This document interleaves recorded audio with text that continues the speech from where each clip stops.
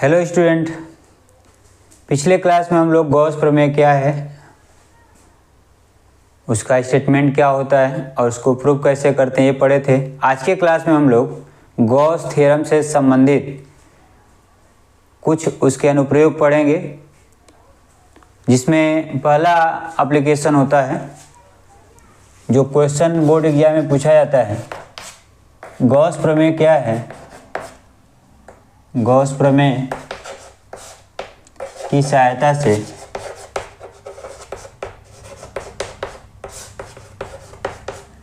Gauss प्रमेय की सहायता से एक समान रूप से आवेशित अनंत लंबाई के सीधे तार के निकट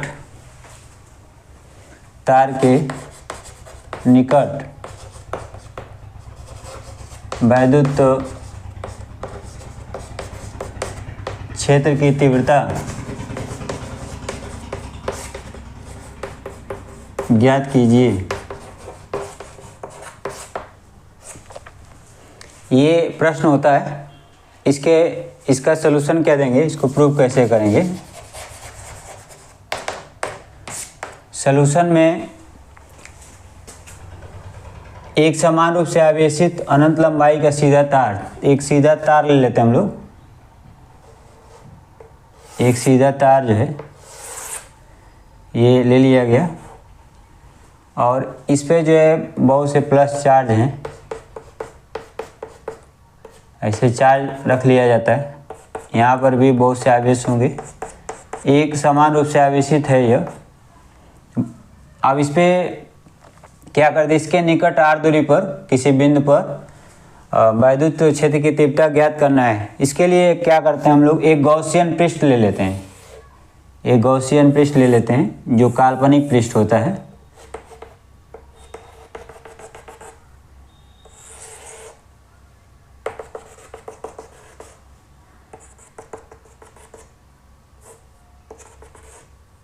ये गॉसियन पृष्ठ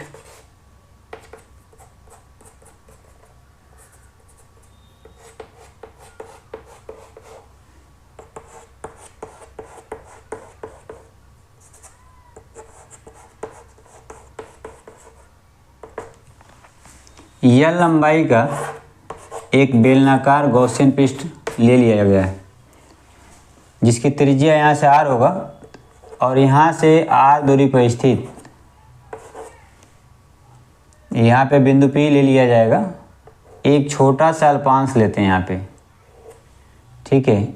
इस अल्पांश का क्षेत्रफल जो है dA होगा और इसमें ये एक समान रूप से जब आवेश है तो इसके कारण यहाँ वैद्युत क्षेत्र तीव्रता, चूँकि प्लस चार्ज है तो वैद्युत क्षेत्र तीव्रता जो है बाहर की तरफ होगा, E वेक्टर, और क्षेत्रफल वेक्टर भी इसी डायरेक्शन में होगा। अर्थात यहाँ पे E वेक्टर और dA वेक्टर के बीच का कोण जो है 0 डिग्री है। तो ये गॉसियन पृष्ठ जो है, यानी जैसे एक छड़ ले, जैसे ये एक छड़ है, इसके चारों तरफ क्या है कि ऐसे चारों तरफ एक सिलिंडर होगा, तो ये पूरा आवेशित होगा तो चारों तरफ जो है वैद्युत क्षेत्र निकलेगा, ठीक है। तो जब चारों तरफ वैद्युत क्षेत्र निकलेगा तो इसमें दो तरह का पृष्ठ है गॉसियन पृष्ठ में, ठीक है। इसको हम गॉसियन पृष्ठ बोलते हैं, गॉसियन पृष्ठ।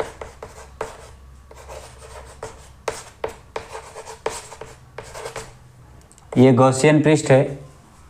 अब यहाँ पे दो पृष्ठ है इसका, चूँकि ये सिलिंड्रिकल है, गॉसियन पृष्ठ बेलनाकार है, तो बेलन के दो, एक वक्रीय भाग है, ठीक है, और एक जो है ये समतल पृष्ठ है। तो ये समतल पृष्ठ से होकर कितना वैद्युत फ्लक्स निकलेगा, तो यहाँ पे अगर हम एक समतल पृष्ठ से ले लें एक छोटा अल्पांश, तो इधर जो है, इधर वैद्युत फ्लक्स वैद्युत क्षेत्र तीव्रता इधर होगा E वेक्टर, और dA वेक्टर इधर है क्षेत्रफल वेक्टर, तो यहाँ पे 90 डिग्री का कोण होगा, ठीक है। तो जो फ्लक्स होता है, यहाँ पे समझ लें उस चीज़ को, फ्लक्स जो होता है E vector dot D A vector, तो E D A cos theta. अब थीटा यहाँ अगर इस पृष्ठ से निकाला जाए, वक्री पृष्ठ से, तो यहाँ 0 हो जाएगा, तो कास 0 का मान 1 होता है, तो ई डी ए हो जाएगा। और यहाँ पे जो समतल पृष्ठ है, यहाँ भी और यहाँ भी, तो यहाँ पे थीटा का मान 90 है, तो कास 90 का मान 0 होता है। तो अर्थात हम ये कहें 90 का मान 0 होने का मतलब कि इस पूरे पृष्ठ से, ये जो समतल पृष्ठ है, इस पृष्ठ से कोई भी फ्लक्स नहीं गुजरता है, केवल वक्रीय पृष्ठ से, यानी गॉसियन पृष्ठ के जो वक्रीय पृष्ठ है उसी वक्रीय पृष्ठ से वैद्युत फ्लक्स होकर गुजरता है। तो यहाँ पे इस डिराइवेशन में 2 चीज़ें ध्यान में रखना होता है। हमको कुल फ्लक्स निकालना है, कुल फ्लक्स कितना होगा।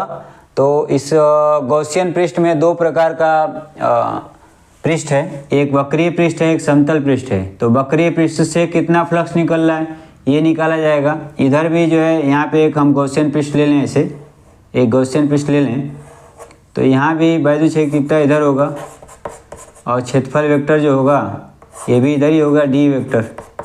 तो इससे तो वैद्युत फ्लक्स होगा, लेकिन इससे कोई वैद्युत फ्लक्स होकर नहीं गुजरता है। तो ये आपका फिगर होगा। ड्राइवेशन में फिगर जो है यहाँ बनाना आवश्यक होगा, बेहतर ढंग से बनाना होगा, ठीक है। यह इस तरह का डॉटेड लाइन किया गया, मतलब कि अनंत लंबाई का ये है तार। तो यहाँ पे इसको बिंदु P कर लिया जाए, ठीक है। तो पहले हमें निकालना होगा इस छोटे अल्पांश से होकर गुजरने वाला वैद्युत फ्लक्स, ठीक है। और कुल कितना फ्लक्स हो जाएगा, तो इसमें 2 बातें लिखनी होती है। एक तो वक्रीय पृष्ठ से गुजरने वाला संपूर्ण फ्लक्स और समतल पृष्ठ से होकर गुजरने वाला कुल फ्लक्स। चूँकि फ्लक्स अदिश राशि होता है, इसलिए इस पूरे फ्लक्स से होकर गॉसियन पृष्ठ से होकर गुजरने वाला वैद्युत फ्लक्स निकाला जाएगा।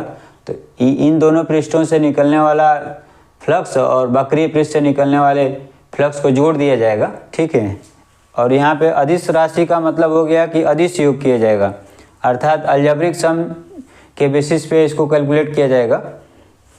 तो वक्रीय पृष्ठ से होकर गुजरने वाला कुल फ्लक्स लिखेंगे, वक्रीय पृष्ठ से होकर गुजरने वाला वैद्युत फ्लक्स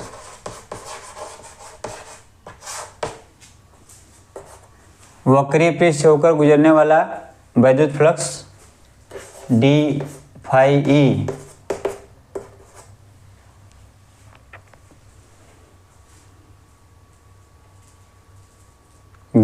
इक्वल ई वेक्टर। यहाँ पे फाई ई बराबर लिखा जाएगा close integral E vector dot D A vector. अब यहाँ पे क्लोज इंटीग्रल हो जाएगा E vector dot D A vector, तो ई डी ए कास 0। अब देखिए यहाँ पे बताएं थीटा का मान 0 होगा, दोनों के बीच दोनों पैरेलल हैं, यानी एक ही डायरेक्शन में है, तो कास 0 का मान 1 हो जाएगा। और ये क्लोज इंटीग्रल इसके लिए होगा, तो इसको लिख सकते हैं हम लोग ई क्लोज इंटीग्रल डी ए। इसका मान होगा, इसका मान, चूँकि यह वक्र पृष्ठ है, तो बेलन का वक्र पृष्ठ क्या होता है, तो बेलन का वक्र पृष्ठ होता है 2 पाई आर एल। आर इसकी बेलन की त्रिज्या है, ये जो यहाँ लिखा गया है, और एल इसकी लंबाई है या इसकी ऊंचाई को मान सकते हैं। तो 2 पाई आर एल हो जाएगा, ये फाई ई हो जाएगा। इसी तरह से इसके गॉसियन पृष्ठ, बेलनाकार गॉसियन पृष्ठ के समतल पृष्ठ से होकर गुजरने वाला वैद्युत फ्लक्स, तो गॉसियन यहाँ लिखते हैं हम लोग, गॉसियन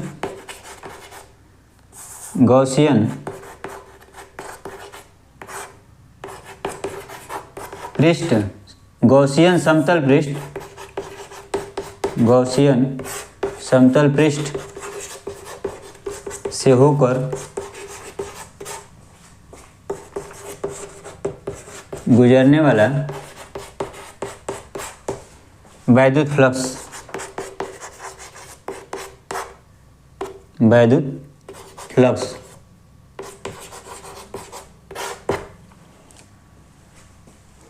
यहाँ भी फाई ई क्या हो जाएगा, close integral E vector dot D A vector equal close integral E D A cos 90। अब यहाँ समझ लीजिए आप, ई या इस और इस पृष्ठ से ऊपर गुजरने वाला है ई वेक्टर और डी ए वेक्टर के बीच का कोण 90 डिग्री है। तो यहाँ पे क्या हो जाएगा, फाई ई जो होगा वो शून्य हो जाएगा। तो यहाँ पे फाई ई जो है शून्य हो गया और यहाँ पे इतना है। अब हमें क्या करना होगा, कुल गॉसियन पृष्ठ निकालेंगे, कुल गॉसियन पृष्ठ से होकर गुजरने वाला कुल वैद्युत फ्लक्स। अतः संपूर्ण गॉसियन पृष्ठ से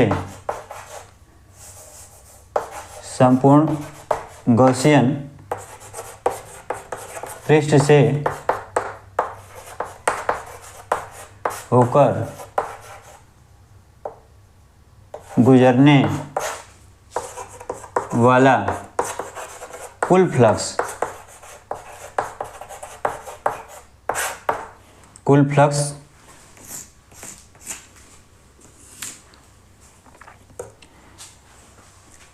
तो वक्रीय पृष्ठ से होकर गुजरने वाला कुल फ्लक्स और समतल पृष्ठों से होकर गुजरने वाले कुल फ्लक्स का योग होगा, जैसा कि पीछे बताया गया अभी। तो इन दोनों को जो जोड़ दिया जाएगा तो कुल फ्लक्स क्या हो जाएगा, फाई ई बराबर ई वेक्टर या ई इंटू 2 पाई आर एल। अब देखिए फाई एक्स है और कुल फ्लक्स जो है गॉस के थ्योरम के अनुसार किसी भी बंद पृष्ठ से होकर गुजरने वाला कुल flux Q upon epsilon not के बराबर होता है। कि यहाँ पे आवेश यहाँ Q है प्लस Q आवेश एक समान रूप से इस पर वितरित है, तो इस प्लस Q आवेश का 1 अपान एप्सिलॉन नॉट गुना होगा फाई ई। तो गॉस के प्रमेय के अनुसार, गॉस की प्रमेय से phi E equal Q upon epsilon naught, यह मान यहाँ रखा जाएगा। तो Q upon epsilon naught is equal to E into 2 pi R L. अब E का मान निकालना है, तो E बराबर हमें क्या कैलकुलेट करना है, ध्यान रखिए यहाँ पे एक समान रूप से आवेशित अनंत लंबाई के सीधे तार के निकट वैद्युत क्षेत्र की तीव्रता। तो यहाँ से r दूरी पर हम P पर वैद्युत क्षेत्र की तीव्रता निकाल रहे हैं। E बराबर क्या होगा, तो इसको लिख लें, यह 1 अपान 2 पाई आर एल इधर आकर भाग हो जाएगा, तो हो जाएगा Q upon epsilon naught into 2 pi R L, गुणा में इधर आकर भाग हो गया, ठीक है।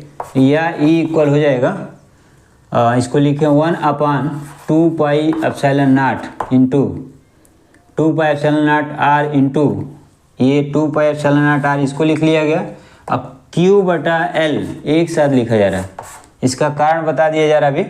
एक साथ इसको लिखने का क्या कारण है, देखो Q अपान L जो है यह छड़ की यह इसका लंबाई है बेलनाकार पृष्ठ गॉसियन पृष्ठ का, तो इस पर जो है Q आवेश संचित है। तो Q बटा L जो होता है रेखीय आवेश घनत्व होता है, ठीक है।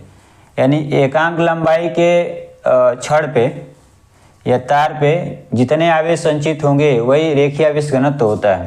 तो E का मान यहाँ पे लेमडा रख देंगे, ठीक है। यहाँ लिखते हैं E equal 1 upon 2 pi epsilon naught into R into क्या हो जाएगा इसके जगह इंटू लेमडा। तो E जो इक्वल हो जाएगा 1 upon 2 pi epsilon naught lambda बटा आर।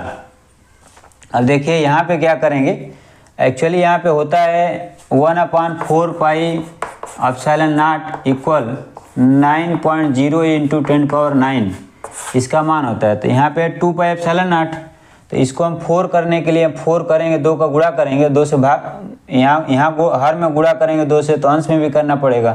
तो यहाँ इसको लिख सकते हैं E equal 1 upon 4 pi epsilon naught 2 lambda upon R. तो ये इंटेंसिटी या इलेक्ट्रिक फील्ड होगा, ठीक है। ये अनंत लंबाई का जो एक समान रूप से आवेशित तार के निकट r दूरी पर स्थित किसी बिंदु पर ये वैद्युत क्षेत्र की तीव्रता का व्यंजक होगा, जिसमें गॉस की प्रमेय का सहायता लिया गया यहाँ पे फाई ई बराबर क्यू अपन एप्सिलॉन नॉट। तो यहाँ पे जो गॉस की प्रमेय की सहायता से इसे कैलकुलेट करना था, ठीक है। तो समझ लीजिए, फिर इसका वेक्टर फॉर्म लिख सकते हैं आप। ई वेक्टर इक्वल क्या हो जाएगा, या तो two lambda R vector upon R square हो जाए, या तो आर कैप लिख दिया जाए वेक्टर फॉर्म में। तो इसको आप ऐसे ध्यान रखना होगा कितने सेक्टर में ये बटा हुआ है। इसके दो पार्ट हैं, एक तो ये फिगर समझ लें, एक गॉसियन पृष्ठ लेते हैं। गॉस प्रमेय की सहायता जब भी करना होगा तो बंद पृष्ठ एक लेना होगा, ठीक है। तो ये बंद पृष्ठ एक ले लिया गया जो बेलनाकार है। अब यहाँ से इस बेलनाकार जो भाग है इसमें दो पृष्ठ है, एक समतल पृष्ठ है, एक वक्र पृष्ठ है, ठीक है। तो कर्व सरफेस से गुजरने वाला वैद्युत फ्लक्स, कुल वैद्युत फ्लक्स निकाल लिया गया, ठीक है। और गॉसियन समतल पृष्ठ से होकर गुजरने वाला वैद्युत फ्लक्स निकाल लिया गया। चूँकि इस पूरे गॉसियन पृष्ठ से कितना वैद्युत फ्लक्स निकलेगा, तो संपूर्ण गॉसियन पृष्ठ से होकर गुजरने वाला वैद्युत flux phi equal E into 2πr_L, यानी यह और यह जोड़ा जाएगा तो जीरो इसमें जोड़ा जाएगा, तो कुल वैद्युत फ्लक्स जो होगा वह इससे होकर गुजरने वाला वैद्युत फ्लक्स के बराबर होगा, ठीक है। तो गॉस की प्रमेय की अप्लाई करेंगे तो phi equal Q upon epsilon naught यहाँ रख दिया जाएगा।